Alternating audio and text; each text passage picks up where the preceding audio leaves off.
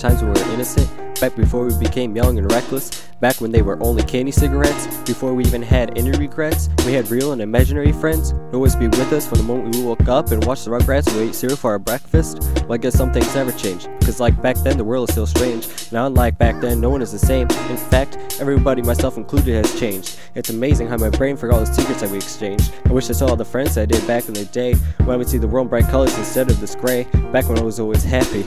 Except when mom wouldn't buy the toy you wanted, and you couldn't understand why she couldn't afford it, but you put it back just for a moment. Because if you didn't, you knew your butt would be sore by the morning. I wish I could relive those beautiful moments. We would chill in the living room in our tents made of blankets. And out of everything I'm saying, I just want you to remember we all had childhood.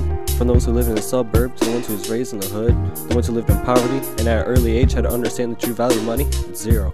Because their happiness, it came from a family who was loving, even if that meant they only had a mommy, no daddy, who would play with them outside instead of telling them to just go watch the telly. Sadly, some people had it worse than us. They lived in places so crazy and dangerous that they had to worry about the school bus getting shot up, and they never got to live a lifestyle that was luxurious. But they were taught that they were fine because Jesus was always by their side and that they could escape this harsh life. It's all doing a good time. Damn, do you remember when we were blind to the whole racial line?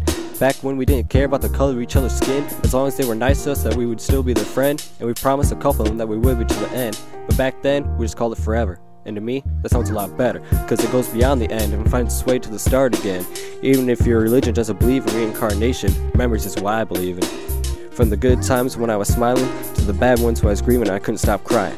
It's only now that I understand that it all happened for a reason. Hopefully everyone will have this realization. Perhaps then, we could truly be a more understanding nation.